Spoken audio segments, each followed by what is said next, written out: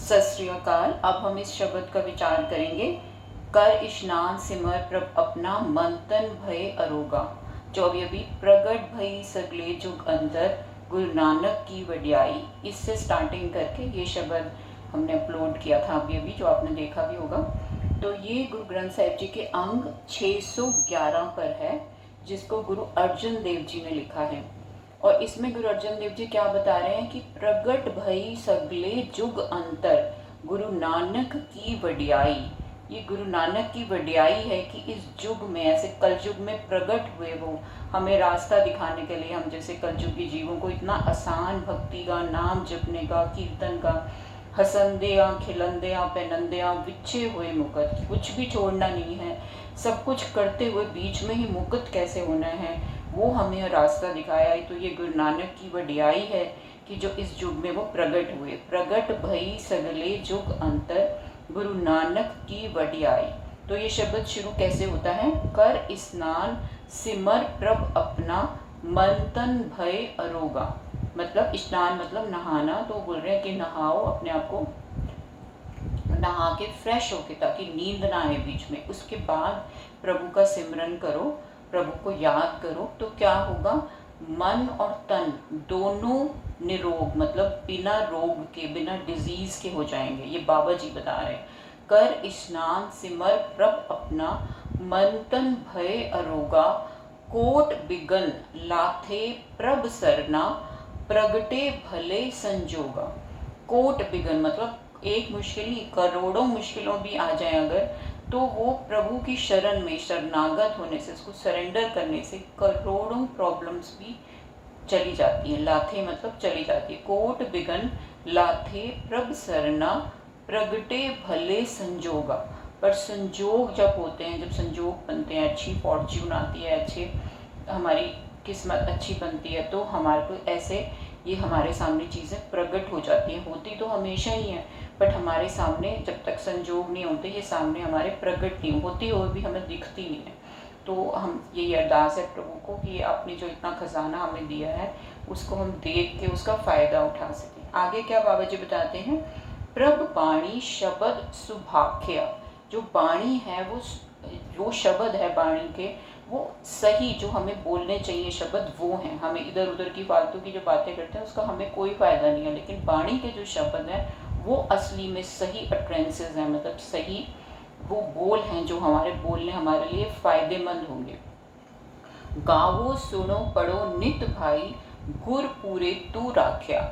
गावो, गाओ मतलब जैसे हमने कीर्तन का चैनल बनाया हो गाने के लिए, हाउ टू लर्न कीर्तन ऑन हारमोनियम, बहुत इजी तरीके से। तो हम क्या बाबा जी कह रहे हैं? गाओ। गाओ पे बाबा जी ने बहुत ज़्यादा महत्वता दी थी कि गाने से एकदम से हमारी सूरत ज़्यादा जल्दी प्रभु से जुड़ जाती है। तो गाओ और फिर सुनो भी, यानी कि सिर्फ गाते जा रहे हैं लेकिन सुन नहीं रहे, तो सुनो भी और पढ़ो भी। गाओ सुनो पढ़ो नित भाई गुर पूरे तू राख्या। गुर पूरा जो है वो तुझे रख लेगा अगर तू गाएगा भी, सुनेगा भी और पढ़ेगा भी। साचा साहिब अमित वडाई भगत वछल दयाला। जो साचा साहिब है उसकी अमित वडाई, मतलब उसकी वडाई जो है वो गिनती में नहीं है कि कितनी बड़ी उसकी वडाई कैसे करें। इस मुँह से तो कर नहीं सकते, सिर्फ ट्राई कर सकते हैं। तो वो जो साचा साहिब है उसकी अमित वडाई है भगत वछल दयाला।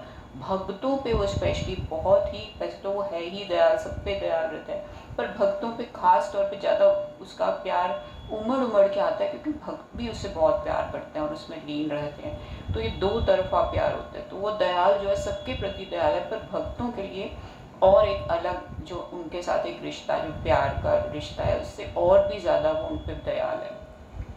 संता की पैज रखदा आया आद बिरद प्रतिपाला। उसका बिरद ही यही है, आद से, शुरुआत से उसका, कि वो प्रतिपालना करता है। तो संता की पैज रखदा है। संत कौन है? जो 8 पैर उसकी आराधना करते हैं। वो चाहे किसी भी प्रॉब्लम में फंस जाएं, कोई बड़ा सा बड़ा अत्याचारी भी आ जाए, वो भी उसको वापस जाना पड़ता है, जितनी मर्जी वो पावर दिखा रहे। जैसे अपने देव भगत प्रहलाद हो गए, जितने भी संत अभी तक आए, उन पर दुनिया के लोगों ने टॉर्चर करने की कोशिश की, उनको अपने रास्ते से हटाने की कोशिश की, पर वो हार गए उनके ऊपर टॉर्चर कर करके, लेकिन उनके ऊपर कोई असर नहीं हुआ, क्योंकि प्रभु था उनकी रक्षा के लिए। तो संता की पैज रखता आया आद बिरत प्रितपाला, हर अमृत नाम भोजन नित भुंचो। जैसे हम सारा दिन भोजन खाते रहते हैं, सारा दिन मुंह में कुछ ना कुछ डालते रहते हैं, खाते रहते हैं, तो उसकी जगह बाबा जी हमें कह रहे हैं कि अमृत नाम है उसको भोजन की तरह खाओ हर वक्त। हर अमृत नाम भोजन नित भुंचो, सरब बेला मुख पाओ।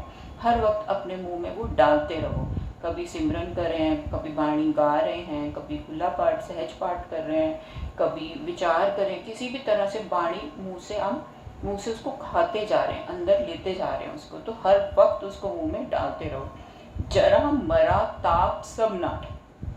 जरा मतलब ओल्ड एज, मरा मतलब किस चीज़ों का इंसान को डर लगता है कि बुढ़ापा आ जाएगा, मरा मतलब मर जाएंगे, ताप मतलब फीवर हो जाएगा। तो बाबा जी क्या कह रहे हैं, तीनों चीज़ों का डर चला जाएगा।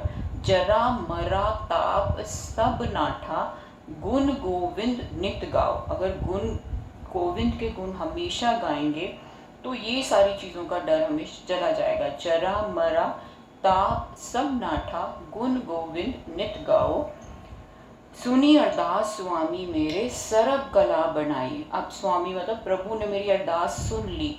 ये गुरु अर्जन देव जी ने लिखा है, तो उन्होंने हम सबकी तरफ से ये बताया कि हम जो पृथ्वी एक अरदास करी थी, हे प्रभु हमें बचा ले, इतना कलयुग घोर कलयुग आ रहा है, इसे हमें बचा ले। तो प्रभु ने हमारी अरदास सुन ली। सुनी अरदास स्वामी मेरे, सरब कला बनाई, प्रकट भई सगले जुग अंतर, गुरु नानक की वडियाई। तो सारे युग में गुरु नानक जो है जब प्रकट हो गए, प्रभु जो रूप अपना एक इंसान के रूप में प्रकट होकर उन्होंने हमें सारी चीज़ें क्लैरिटी से बता दी कि ये है, ऐसे ऐसे करना है। तो ये गुरु नानक की वडियाई थी कि उन्होंने हम जैसे जीवों के लिए, हमें सही रास्ता दिखाने के लिए इस पृथ्वी पे आए, मनुष्य का रूप लिया और हमें सारी बातें क्लैरिटी से बताई। तो गुरु नानक की ये वडियाई है कि उन्होंने हमारे खातिर ये हमारा सारा रास्ता बताया। जगत गुरु धन गुरु बाबा नानक। तो इस शब्द के विचार थे। भुलां चुकां दी क्षमा। वाहिगुरू जी का खालसा, वाहिगुरू जी की फतेह।